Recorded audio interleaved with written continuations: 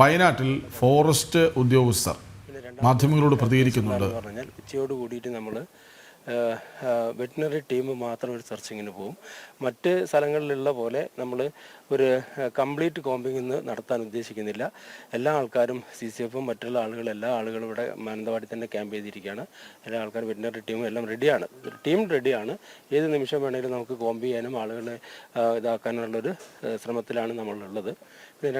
പിന്നെയുള്ള കേസ് എന്താണെന്ന് പറഞ്ഞു കഴിഞ്ഞാൽ ഇതിൻ്റെ പ്രസൻസ് ഇവിടെ തന്നെയുണ്ട്. നമ്മളെ ഫോറസ്റ്റിൻ്റെ അടുത്ത് തന്നെ ഇതിൻ്റെ പ്രസൻസ് ഉണ്ട്. അതിനുശേഷം ഡാറ്റിങ് ചെയ്യാനോ അല്ലെങ്കിൽ അതിനുശേഷം നോക്കിയിട്ട് പിടിക്കാനുള്ളൊരു പരിപാടിയിലാണ് നമ്മൾ മൂവ് ചെയ്തുകൊണ്ടിരിക്കുന്നത്. മറ്റുള്ള സ്ഥലങ്ങളിൽ കാണുന്ന പോലെ ഒരു കോമ്പാക്റ്റ് ആയിട്ടുള്ള ഒരു കോമ്പിങ് നമ്മളിവിടെ ഉദ്ദേശിക്കുന്നില്ല. അത് ഇവിടുന്ന് പുറത്തേക്ക് പോയി കഴിഞ്ഞാൽ മറ്റുള്ള സ്ഥലത്ത് നമ്മൾ ഈ കാര്യങ്ങളൊക്കെ സെറ്റ് സ്റ്റാർട്ട് ചെയ്യേണ്ടി വരും. അതുകൊണ്ട് ഇവിടെ തന്നെ നിലനിർത്താനുള്ള പരിപാടിയാണ് ചെയ്യുന്നത്. ഇതിൻ്റെ 4 ഭാഗത്ത് നമ്മൾ ആളുകളുമൊക്കെ ഇന്നും ഫുൾ ടൈം പെട്രോളിങ് ഇന്നും നാളെയും എല്ലാ ദിവസങ്ങളും നമ്മളിത് കേജ് ചെയ്യുന്നത് വരെയുള്ള പെട്രോളിങ് നടന്നുകൊണ്ടിരിക്കും. അതോടൊപ്പം തന്നെ ഡ്രോണ് നമ്മൾ ഏകദേശം 38 ക്യാമറകൾ ഓൾറെഡി വെച്ച് കഴിഞ്ഞിട്ടുണ്ട്. അതിൽ ഇന്ന് 6 ലൈവ് സ്ട്രീം ക്യാമറകളും കൂടെ വെക്കുന്നുണ്ട്. അതുകൂടാതെ പെട്രോളിംഗ് ടീം രണ്ട് RRT ടീമുകൾ എത്തുന്നുണ്ട്. മറ്റ് ഡിവിഷനുകളിലെ സ്റ്റാഫും വൈൽഡ് ലൈഫും അതേപോലെ തന്നെ സൗത്ത് വയനാട് അവിടെയൊക്കെയുള്ള എല്ലാ സ്റ്റാഫും ഇവിടെ നമ്മൾ കോമ്പിങ്ങിനായിട്ട് ഇവിടെ സജ്ജീകരിച്ച് വെച്ചിട്ടുണ്ട്. ഇനി നമ്മളെ കമാൻഡിനനുസരിച്ചിട്ട് കാര്യങ്ങൾ മൂവ് ചെയ്യും. അതിൻ്റെക്കാൾ ഉപരി നമ്മളിന്ന് ബോഡീൻ്റെ അവിടെയുള്ള അവർ കൊണ്ടുവരുന്നൊരു ശവസംസ്കാര ചടങ്ങും കൂടെ നടക്കുന്നുണ്ട്. അവിടേക്കും ആൾക്കാർ പോകാനുള്ളതെല്ലാം കൊണ്ട് ഇന്നലെ തന്നെ നമ്മൾ ബഹുമാനപ്പെട്ട മന്ത്രിയുടെ നേതൃത്വത്തിൽ അവിടെ നമ്മൾ ഇമ്മീഡിയറ്റ് ആയിട്ടുള്ള കോമ്പൻസേഷൻസും കാര്യങ്ങളൊക്കെ നമ്മൾ ഇന്നലെ തന്നെ ചെയ്തിട്ടുണ്ട്.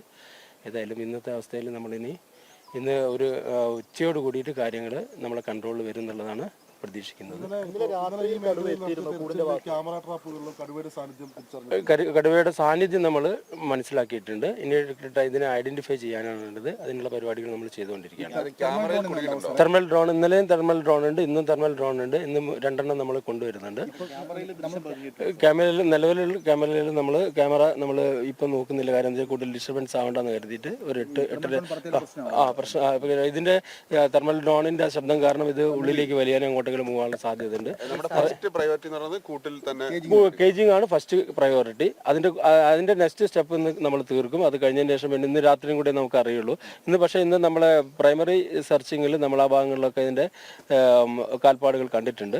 അപ്പോൾ അത് കൃത്യമായിട്ട് നമ്മൾ മോണിറ്റർ ചെയ്യുന്നുണ്ട്. സംഭവം നടന്നിട്ടുണ്ട്. ഇനിയുള്ള ഒന്നുകൂടെ നമ്മൾ കൊണ്ടുവന്നിട്ടുണ്ട്. അതൊന്ന് നമ്മൾ അപ്പുറത്ത് വെക്കുന്നുണ്ട്. ഇനി ബാക്കിയുള്ളത് ഒന്നും കൂടെ സെറ്റ് ചെയ്യാനുള്ള പരിപാടി ചെയ്യുന്നുണ്ട്.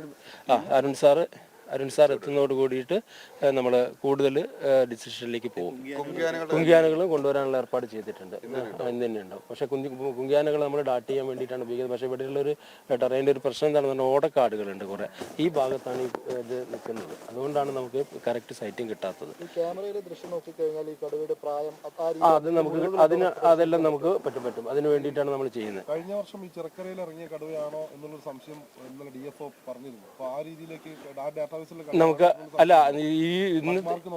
പഗ്മാർക്ക് നോക്കിയാൽ നമുക്ക് ഏതാണെന്നുള്ള ഐഡന്റിഫൈ ചെയ്യാൻ പറ്റില്ല. അത് മെയിൽ ഓർ ഫീമെയിൽ എന്ന് മാത്രമേ അറിയാൻ പറ്റുള്ളൂ. ഇപ്പോഴത്തെ സാഹചര്യത്തിൽ നമുക്ക് അതിൻ്റെ ഈ കറക്റ്റ് ഇമേജ് കിട്ടിയെങ്കിൽ മാത്രമേ ഉള്ളൂ ഏതാണ് നമ്മൾ ഡാറ്റാ ബേസിലുള്ളതാണോ.